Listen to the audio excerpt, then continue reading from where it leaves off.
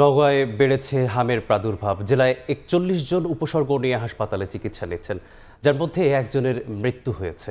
এ নিয়ে বিস্তারিত জানাতে নওগাঁ সদর হাসপাতালে এই মুহূর্তে আছেন সহকর্মী এম আর রকি। যুক্ত হব তার সাথে। এই সংক্রমণটি মূলত আমরা দেখছিলাম এর উপসর্গ নিয়ে কিন্তু পর্যাপ্ত রোগীর এই মুহূর্তে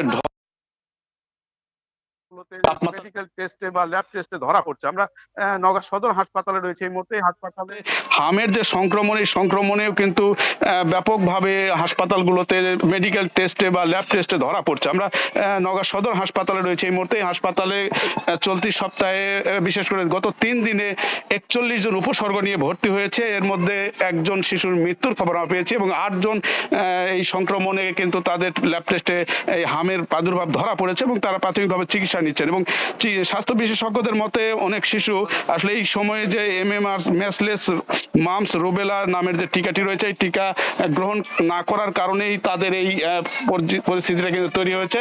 এবং এই ক্ষেত্রে আসলে স্বাস্থ্য বিভাগের যে বার্তাটি তারা জানান দিচ্ছেন যে আবহাওয়ার একদিকে বৈচিত্র্যতা রয়েছে, সেই সাথে কিন্তু এই যে টিকা, এই টিকা নিতে অনেকে অনীহা প্রকাশ করেন। গ্রাম অঞ্চলে দেখা দেওয়া এই সংখ্যা তাদেরকে হাসপাতালে নেওয়া এবং চিকিৎসকের পরামর্শ মেনে চলার তাগিদই তারা দিচ্ছেন। এবং হাসপাতালগুলোতে কিন্তু যে রোগগুলো নিয়ে শিশুরা আসছে, এই রোগের বেশিরভাগের সঙ্গে তাদেরকে হাসপাতালে নেওয়া এবং চিকিৎসকের পরামর্শ মেনে চলার তাগিদই তারা দিচ্ছেন। এবং হাসপাতালগুলোতে কিন্তু যে রোগগুলো নিয়ে শিশুরা আসছে, এই রোগের বেশিরভাগই কিন্তু জ্বর, সর্দি, নিউমোনিয়া, ডায়রিয়া এবং এই ডায়রিয়ার যে প্রাদুর্ভাব রয়েছে, সেই প্রাদুর্ভাবকেই তারা আসলে গুরুত্ব দিয়ে দ্রুত শেষ করার কথা বলছেন।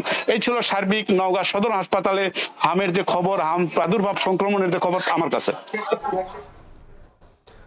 হামের প্রাদুর্ভাবের খবর জানতে যুক্ত ছিলাম নওগাঁয়।